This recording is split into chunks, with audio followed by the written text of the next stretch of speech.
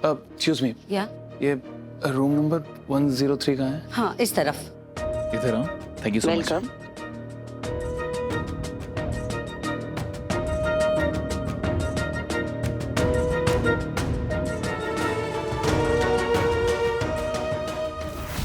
कौन कौन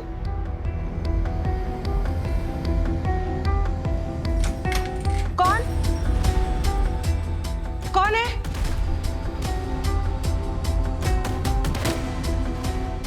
कौन है?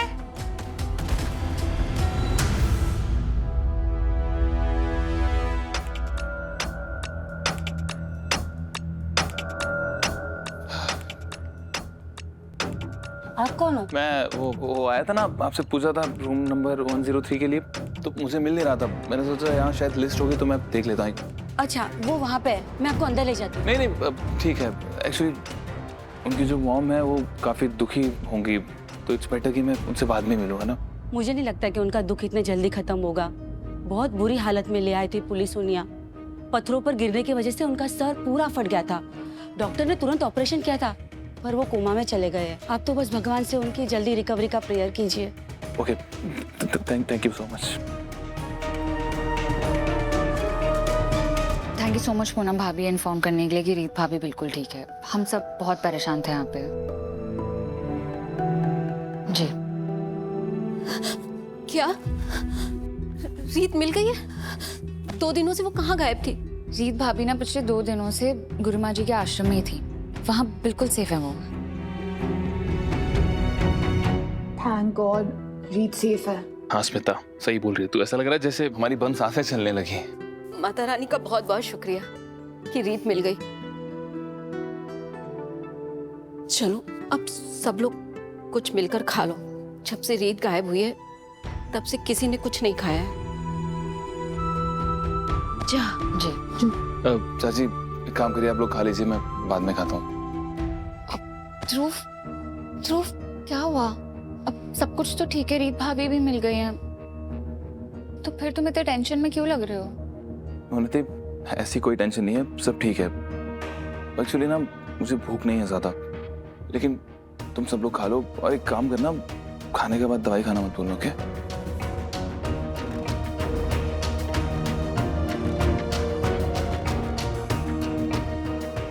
उन्नति चलो आ जाओ।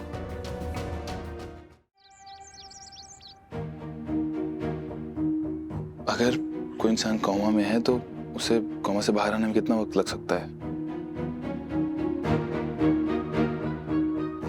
ये तो कोई डेफिनेट आंसर है ही नहीं, और मुझे पता भी नहीं है कि विक्रांत के सर पे चोट कितनी लगी है। क्या विक्रांत कभी भी ठीक नहीं हुआ तो? नहीं, मैं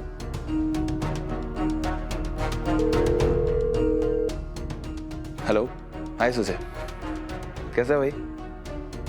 हाँ, मैंने सुना तेरे बारे में, तू हेड ऑफ न्यूरो सर्जरी बन गया अभी। कॉन्ग्रेचुलेशंस यार। अच्छा, मुझे ना तेरी एक हेल्प चाहिए थी यार, छोटा सा फेवर चाहिए था। हाँ, वो मेरा एक फ्रेंड है, उसे ना रॉक क्लाइंबिंग का बहुत शौक है, तो करते करते वो गिर गया नीचे। हाँ यार, थोड़ी चोट लग गई उसे सर पे। आई एम नॉट श्योर कि चोट लगने से कितना कुछ हो सकता है। डॉक्टर्स बोल रहे हैं कि वो कोमा में चला गया है और शायद टाइम लगेगा उसे होश में आने में। तो तू थोड़ा बता सकता है मुझे कि सब कैसे वर्क करता है? अच्छा, मतलब कितना टाइम होश में आने में? कुछ पर्टिकुलर टाइम? कुछ दिन लग सकते हैं? अच्छा, वो ऐसा हो सकता है कि होश में भी ना आए? हाँ, बाकी सब ठीक है भाई। Thank you so much and congratulations again. Bye. कौन है कोमा में? वो एक्चुअली मेरी एक फीमेल फ्रेंड है ना, तो उसका हस्बैंड है, वो गिर गया कहीं से तो सर पे चोट आई, वो कोमा में है। Female friend? जहाँ तक मुझे पता है ध्रुव, तुम्हारी लाइफ में मेरे अलावा कभी कोई लड़की थी ही नहीं, तो ये कौन सी नई दोस्त? उन्नति, वो क्या है ना कि नई फ्रेंड बनी है मेरी। वो मैं कुरियर वाला जो काम कर रहा था वहीं मिली थी, तो हम सोशल मीडिया पे कनेक्टेड हैं, तो उसने डाला था, तो वहीं से मुझे पता चला। अच्छा, ओके, आई होप तुम्हारी फ्रेंड के हस्बैंड जल्दी रिकवर हो जाए। या आई होप सो। मैं आती हूँ।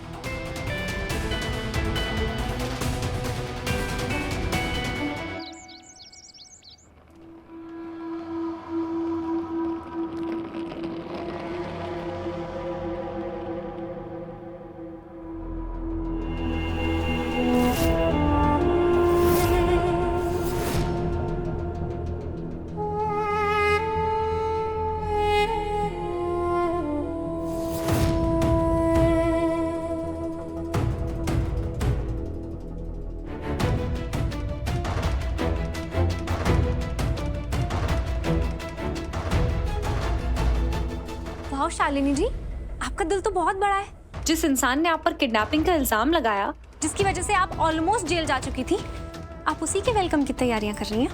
यस दिव्या बच्चे, सचमुच मेरा दिल बहुत बड़ा है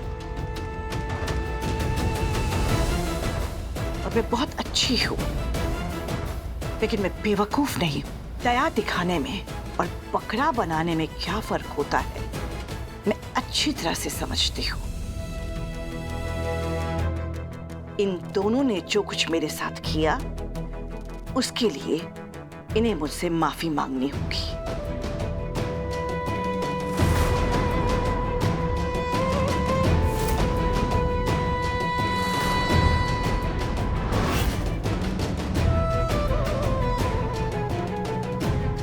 शालिनी जी, प्लीज अभी रहने दीजिए। इतने दिनों बाद रीत वापस घर लौटी है, प्लीज अभी ये सब मत कीजिए। नो पूनम बच्चे, इस टॉपिक को उठाने का यही करेक्ट टाइम है।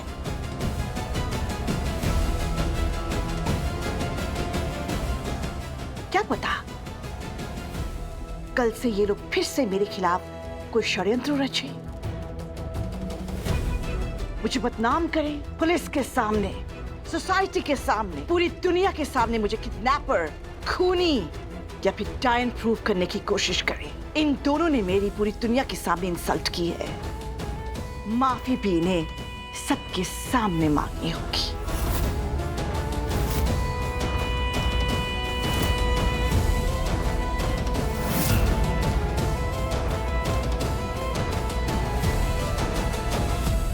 मैं किसी बात की माफी नहीं मांगूंगी।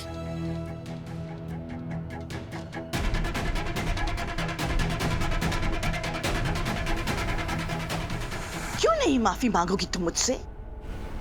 तुम्हें तो सही गलत की बहुत अच्छी पहचान है ना। तो अब तक तुम समझ गई होगी कि सबकी जड़ तुम हो। I mean, मैं राघव को इतने अच्छे से नहीं पहचानती, लेकिन जब से मैं इस घर में आई हूं मैंने एक चीज नोटिस की है, राघव सिर्फ तुम्हारे इशारों पर चलता है।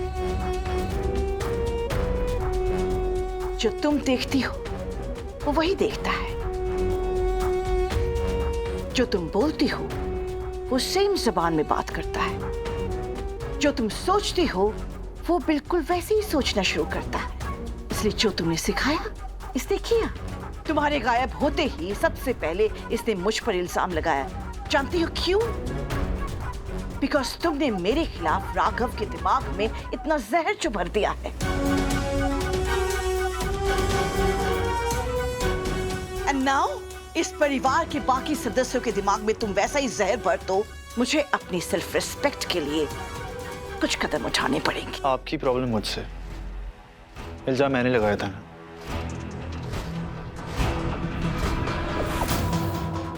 तो हम दोनों की तरफ से मैं आपसे माफी मांगता हूँ। I am sorry.